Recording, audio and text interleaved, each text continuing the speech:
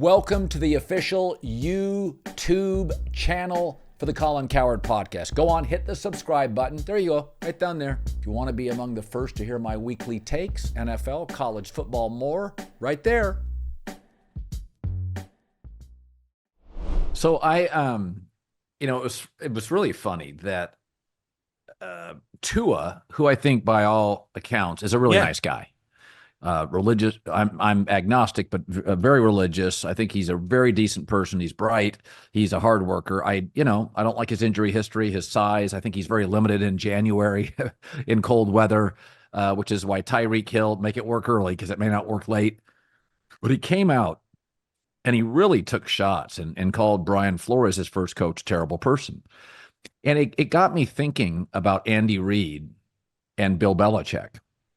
And that all of Belichick's guys, except maybe Eric Mangini, are harsh and not liked and rough. Josh McDaniel, Charlie Weiss, and I can like him. He loved Greg Schiano, Brian Flores, Joe Judge, Matt Patricia. Matt Patricia pissed off Matt Stafford the day he got into town. And all of Andy Reid's guys, even the ones that have quote-unquote failed, Matt Nagy used to reach out to me and say thank you for kind words because his son would listen to me driving to school, and he appreciated that his dad got support from one guy in the country.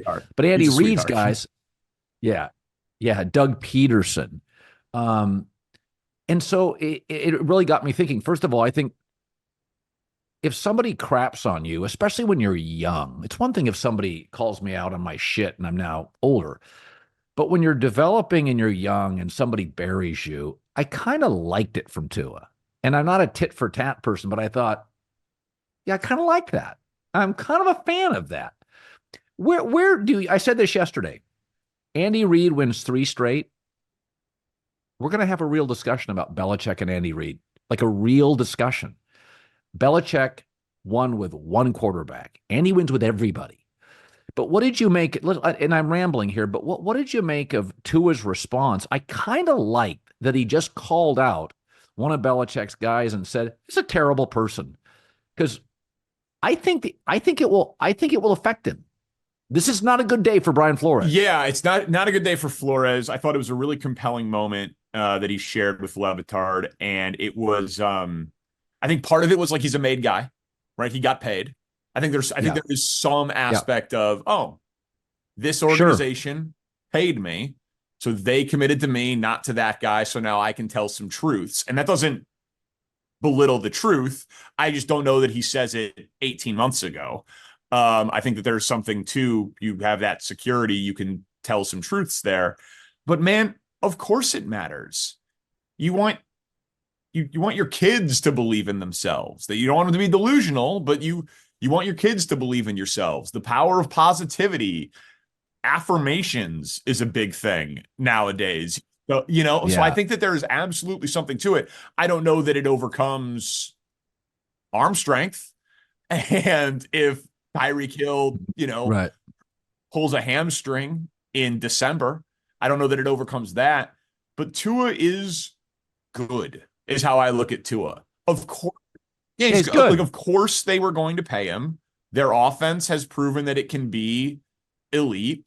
When I hear people talk about, well, they had too many pass rushers get hurt, or they didn't invest enough in their interior of their offensive line, or cold weather, I think that speaks to kind of the issue with Tua, is that there are some limitations, there's some concerns. I think if he didn't have Tyreek Hill and Jalen Waddle and one of the 5 best offensive play callers in the league, we'd have more questions about Tua. But man, I will very rarely, if ever, criticize guys for honesty. It's honest. I don't know if it's 100% truthful. I'm sure Brian Flores has a different version of events, but that was clearly Tua's truth, and he told it to us. And I think that was incredibly compelling stuff. As for your Andy Reid caveat, I worked in Kansas City before Chicago, so I covered those teams when he got there. Yeah. And I thought I had an appreciation for what he was in Philly. And because he was ahead of the curve. Like, if you remember when he got run out of Philly, people were like, he likes to pass the ball more than he likes to run the ball. Yes. Now that's the entire league. Like he was ahead of the curve. And the list is incredible. Donovan McNabb, Kevin Kolb, Jeff Garcia, Mike Vick, Alex Smith, and then, of course, Mahomes. All of those guys, best years of their career with Andy Reid. Every Yep, every everyone. single one. And like, I don't know, Mike Vick and Alex Smith are pretty different. Like Donovan McNabb and Kevin Kolb are not exactly the same quarterback.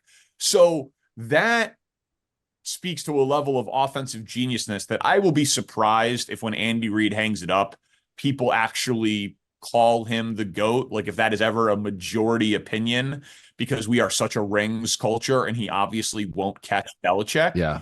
But in terms of, hey man, Bill Belichick, he doesn't have a winning record without Brady. Andy Reid's got a winning record with a lot of different guys. He's hit the over on his win total every year he's been in Kansas City. He is undefeated to the over since he's been a Chief. That is insane. So like he's just he's the best coach in the NFL. I don't think it's particularly close. Hey football fans, if you're looking to dominate your fantasy league next year, then we've got the channel for you. From the NFL draft through training camp and week 1 to Super Bowl Sunday, Fantasy Pros is the home of football content you cannot afford to miss. Subscribe today and your team will be in championship form in no time. Yeah, and I do think I've always had a theory that why his assistants do better. So Andy is a teacher. Belichick's not. Belichick's more authoritarian. Belichick's really smart. Mom spoke several languages. Dad was a pioneer in scouting. But proximity to genius doesn't equal genius, right? You can have the smartest friend in the world. That doesn't make you smarter. You may be curious and ask questions, but it doesn't raise your IQ. Teachers succeed. If you look at Bill Walsh, Mike Holmgren, Andy Reid, many of the great offensive coaches intellectually shared wisdom. A lot of the defensive coaches, coaching trees, they were culture builders. They were authoritative. They're not teachers. And I don't think Belichick is. I think Belichick was attracted to people, a lot of them Northeast guys, that could handle him. He liked the gruffness because he knew what he was and what he wasn't. And he built a wall around him of really tough coaches. Whereas Andy builds a class and he's the mentor of the class and he's constantly teaching. That's kind of my theory on the two. And both work, by the way, clearly. But if I've always been impressed, it's one thing to be successful at something, but there is value in like, oh, this radio host worked in this city and that city and at the network and that TV show, other than just being, he dominated in Iowa. Nothing against Iowa. So like for you've crushed in radio. Now you want to try, cable television.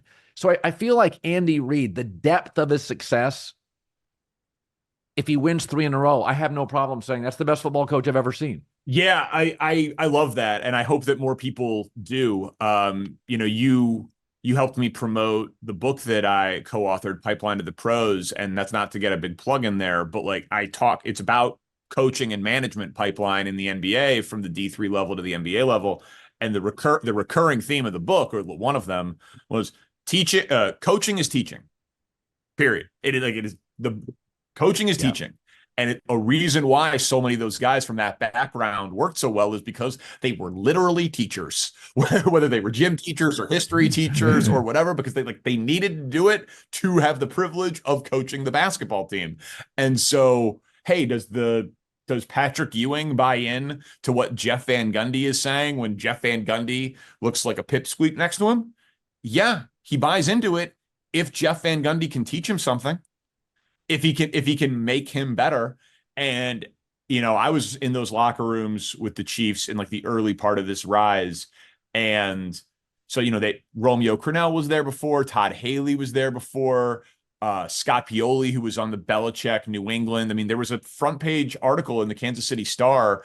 The headline was Arrowhead Anxiety. People thought that they were bugging the rooms. Like, you know what I mean? It was a culture of like fear and dictatorship, what you're talking about. And Andy Reid came in and they marveled at it. It was night and day, black and white. They could not believe the culture shift that one coach was able to do for an organization. You know, he hired John Dorsey, and then he has a say in hiring Brett Veach. Like, he's the top dog in that organization. He doesn't want the personnel say like he had in Philly for a minute. It burnt him out. But everything runs through the Andy Reid ethos. And yes, he empowers his coaches a ton. So much so that I think he like kind of lies on their behalf to get them jobs. Like, he'll be like, oh yeah, Matt Nagy, he was calling those plays. No, he wasn't. Like, you know what I mean? Like, Andy Reid never stopped calling plays, but he will do it to get his guys promoted. And then as soon as Matt Nagy failed in Chicago, he brought him right back to Kansas City. And Mahomes swears by him, by the way. Yeah. Swears by Matt Nagy.